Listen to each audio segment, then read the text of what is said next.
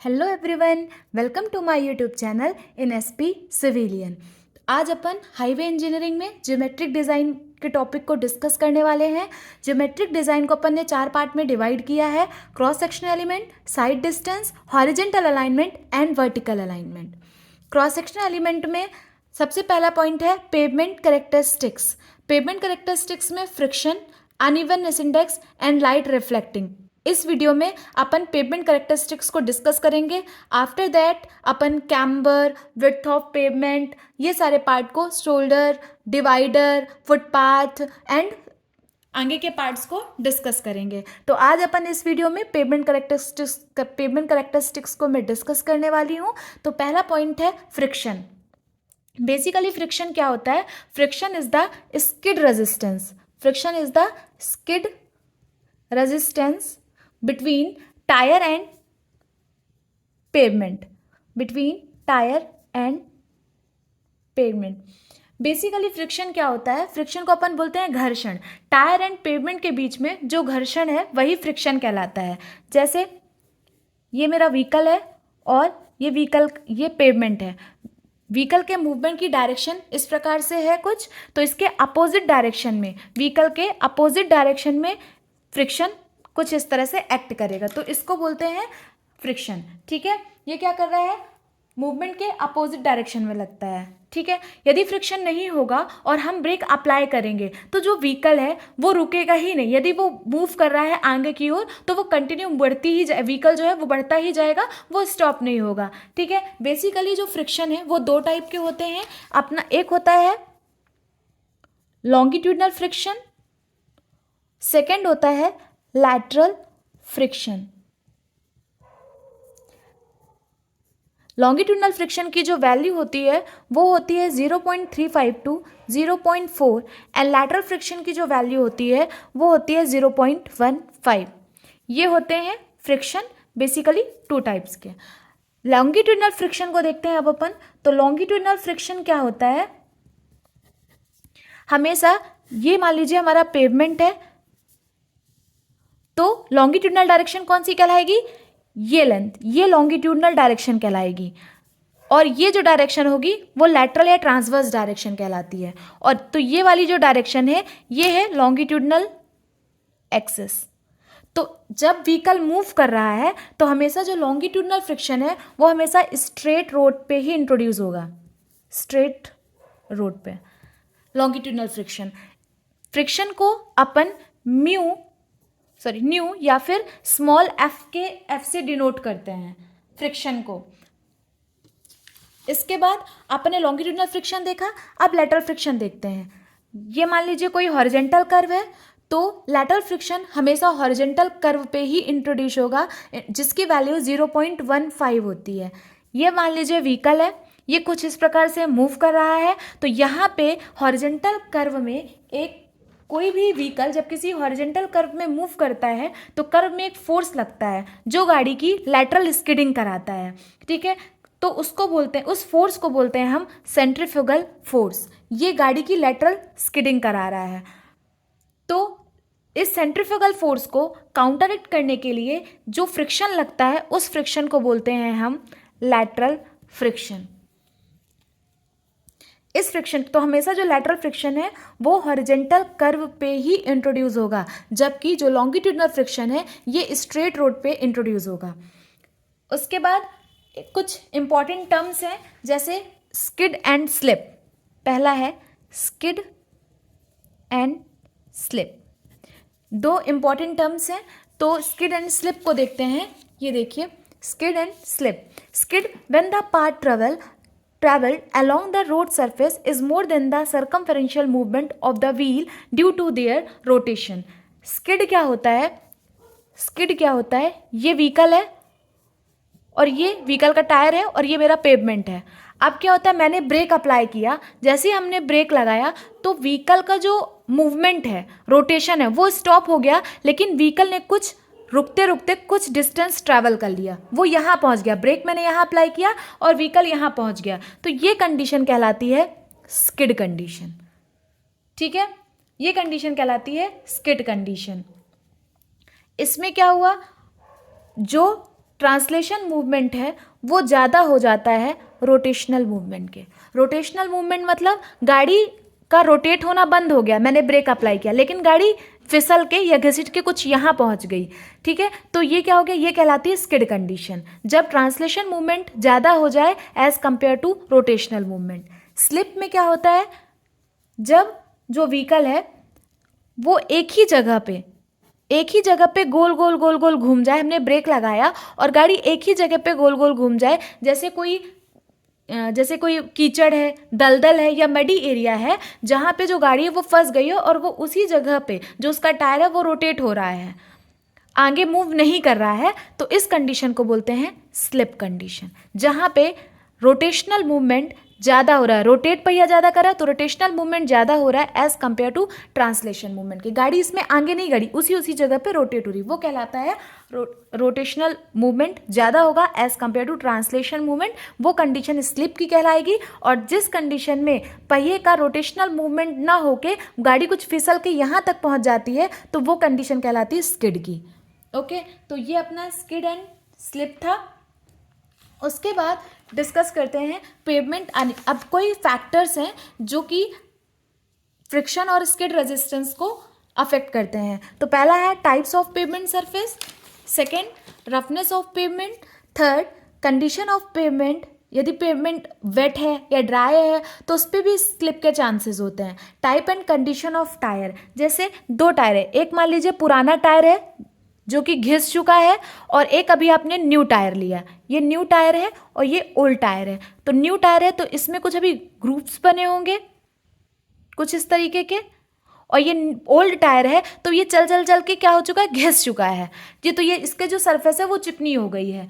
तो smooth tyre है, घिसा हुआ टायर होगा, तो इसमें क्या होगा, सरफेस एरिया जो है ये ज़्यादा होगा, तो ड्राई रीजन में इसमें फ्रिक्शन ज़्यादा मिलेगा ड्राई रीजन में।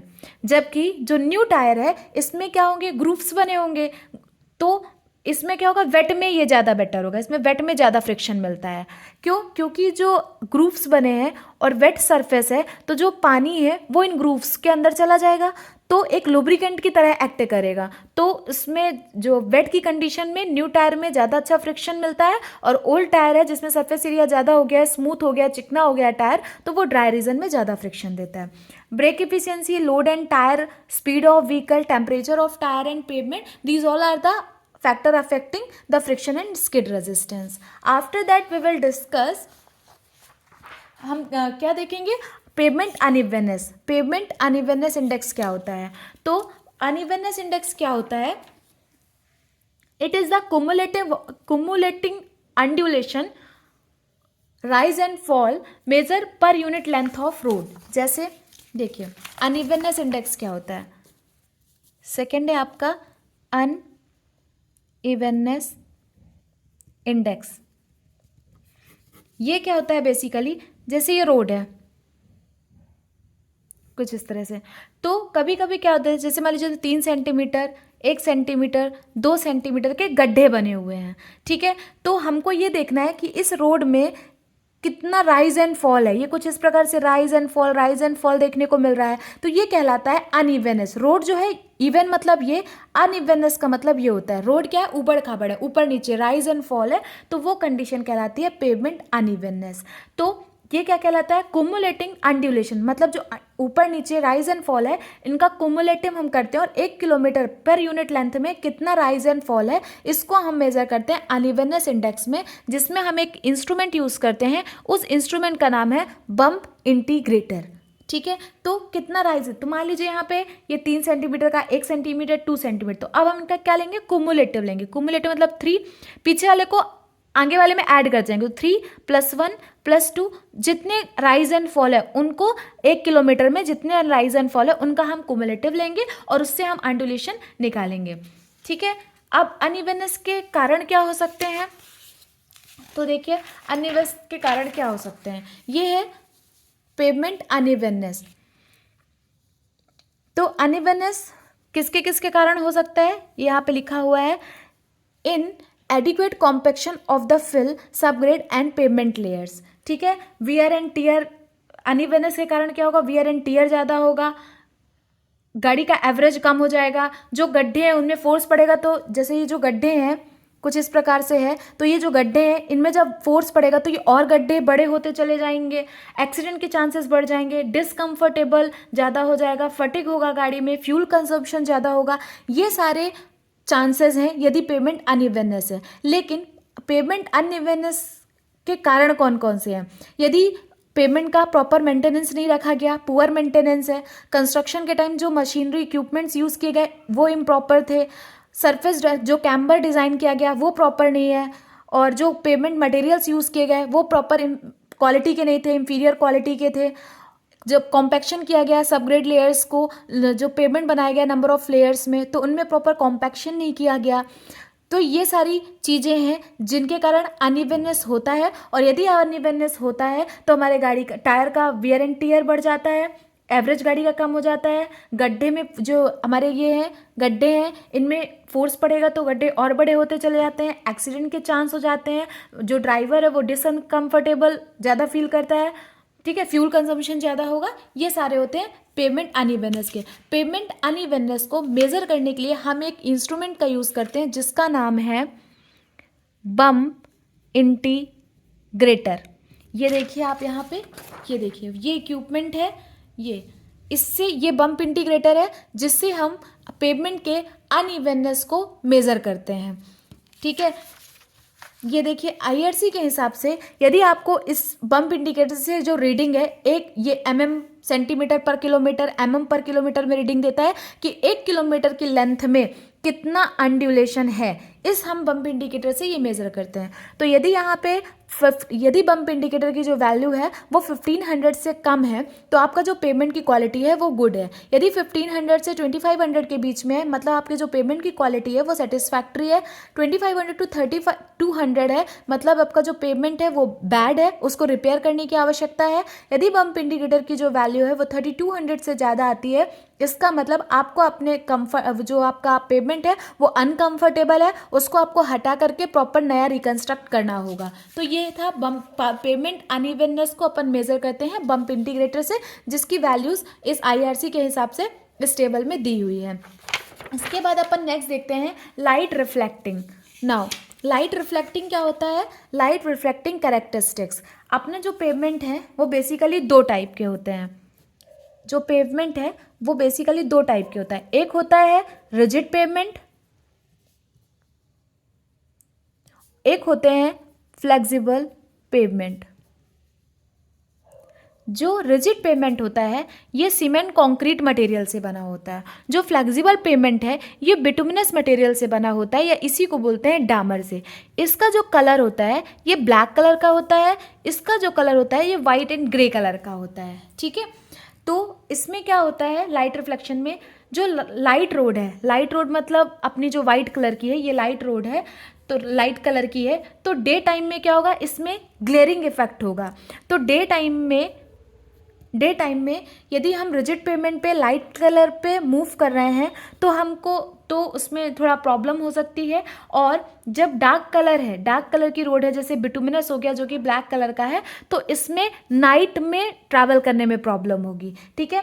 तो ये था कुछ अपना। बट ओवरऑल यदि हम वाइट और ऐसा तो है नहीं कि अब हम रात में सिर्फ वाइट कलर वाले पेवमेंट में चलेंगे, रिजिड पेवमेंट में, ऐसा तो है नहीं। तो इसके लिए हम क्या करते हैं, ओवरऑल वाइट पेवमेंट जो कि रिजिड है is considered best among to.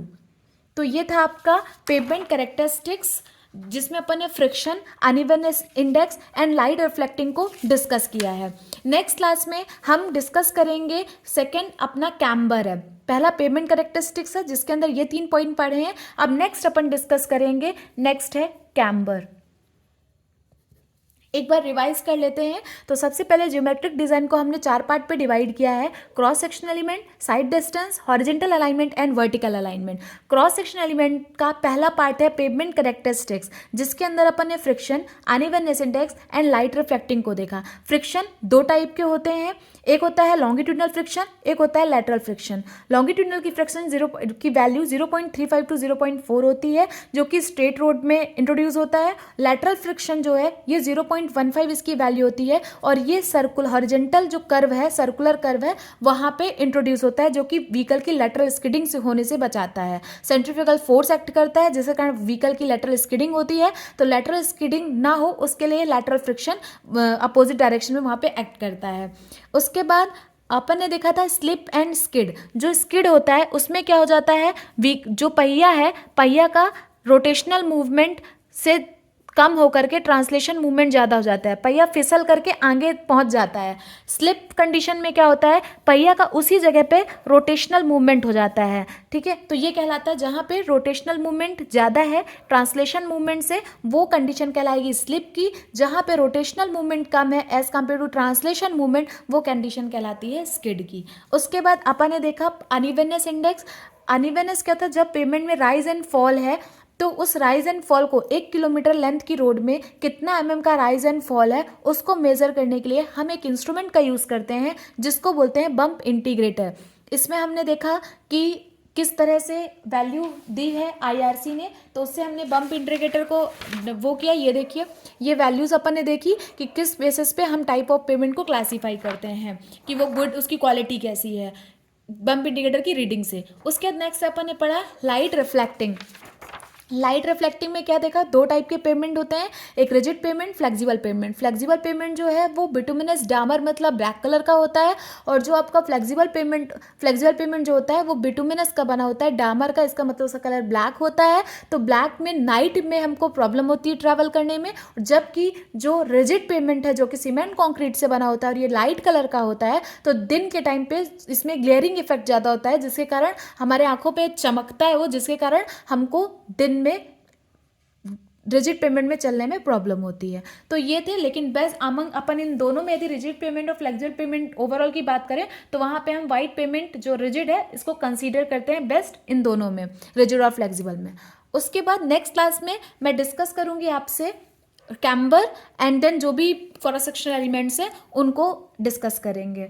So I will tell you in next video. Okay, thank you.